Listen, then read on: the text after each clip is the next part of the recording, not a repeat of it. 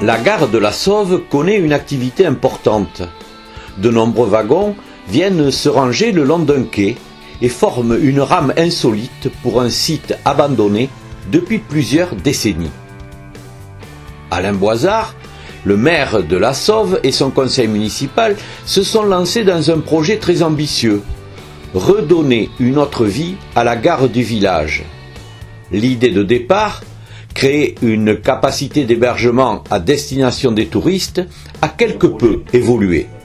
Au départ, en fait, ce qui était intéressant, évidemment un hébergement, mais vous avez des gens qui vont être intéressés pour dormir et passer la nuit, tandis que le musée, lui, il va attirer beaucoup plus de monde, c'est-à-dire qu'on a des curieux qui vont pouvoir voir du matériel, rentrer dans du matériel, ensuite avec une scénographie pour mettre tout ça en musique, si j'ose dire, des bruits, etc. et tout.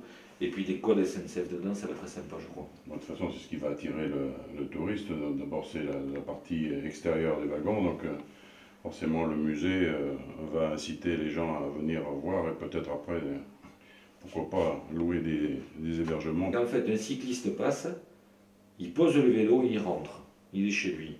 C'est ça, c'est la proximité, l'accessibilité. Et les Bordelais peuvent décider au week-end en disant: ah, on va aller à la Somme, on prend le vélo. Un vrai défi qui conduit monsieur le maire et son adjoint, Jacques Borde, à devenir de vrais spécialistes de l'histoire du chemin de fer. Le châssis qui date de 1908, qui rivet, on a là, on va mettre les tonneaux. Donc on va faire un bifoudre. Ça sera le troisième bifoudre qu'on aura en France. Il n'y en aura pas d'autres. Dont un qui est au musée du train. Ça, c'est un wagon qu'on va récupérer de l'armée, où on va mettre des pierres pour rappeler le transport des pierres vers Bordeaux, de la Sauve à Bordeaux. Donc ça, c'est intéressant, historiquement parlant. C'est deux wagons fermés, donc il y aura des films là.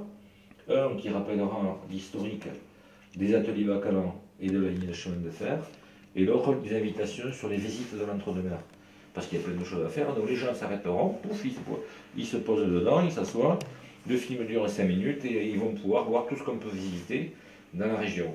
Le wagon postal, alors ça c'est la bête rare, hein, c'est voilà, 1903, en très très mauvais état, c'est le dernier qui reste, et celui-là il va être classé monument historique avec la proposition de la DRAC. Voilà, et puis celui-ci c'est encore aussi à visiter. Il a été restauré, réhabilité en 1950, il a été fabriqué en 1910. Voilà. Et donc là les gens vont pouvoir rentrer dedans. Alors tu rentres là, bon, visite sympa. Là, pareil, sympa, parce qu'on va aller voir là comment c'était à l'époque. Les wagons postaux dans lesquels les gens faisaient le tri, c'était des centres de tri. Ensuite, les films à passer ici. Et donc il n'est pas impossible que cette voiture dans laquelle on devait faire des hébergements, celle-ci, il y en a qui sont intéressés en bois pour la restaurer, donc elle revienne devant, ça fera une visite de plus. Voilà.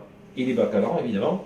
Alors là, c'est le clou, les Bacalan, donc 1929, qui a été aussi réhabilité. Voilà, donc ça va être super. Et là, ça a l'air de rien, mais c'est très curieux, là, tu vois ce wagon-citerne qui est tout rivé, il date de 1883. Il a servi à l'armée française pour ravitailler les militaires. L'aboutissement de ce projet va permettre de sauver plusieurs modèles de wagons originaux et historiques, comme ce wagon belge. Sa particularité, la circulation des voyageurs dans la rame s'effectuait sur un marchepied extérieur. Aller aux toilettes demandait un certain courage. C'est qu'il y avait une porte là. Parce que là on voit le pen de la porte. Là il y avait la poignée. Il y avait une porte d'accès ici. Donc les toilettes étaient aussi accessibles visiblement de l'extérieur. C'est même un peu dangereux, on va dire. Logiquement, les WC, on ne pouvait pas s'en servir en gare. Donc ça demandait un peu d'équilibre pour aller aux toilettes, quoi. Pour mener à bien l'épisode suivant, une longue et délicate opération de restauration, l'engagement de bénévoles va constituer le point primordial. Il y a du boulot parce que le matériel est en très mauvais état. Et puis, bon, je ne sais pas comment tu vois les choses, mais enfin, il y en a pour combien d'années? Ouais, on va dire pas loin de 5 ans, quoi. Peut-être moins, ça dépend si l'association est motivée pour et nous donne un sérieux coup de main. Après, tout dépendra des finances, hein, pour tout ce qui est restauration par des entreprises. Voilà, donc. Oui, se faire aider un peu, parce qu'on ne pourra pas tout faire. Oui, parce qu'il y a des choses que l'association ne pourra pas faire, c'est évident. Ouais. Donc on commence, de toute façon on fait l'assaut, on fait la réunion, l'Assemblée Générale Le 9 février, ouais.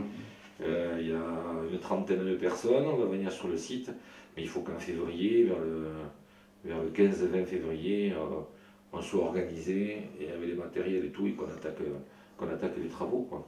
Aux dernières nouvelles, l'association, dédiée à la remise en état de ce précieux matériel, a été constituée. Une quarantaine de bénévoles vont très rapidement prendre en main le chantier de rénovation. Cet engouement montre bien que les gens de la commune et des environs ont bien compris la valeur patrimoniale et économique de ce projet.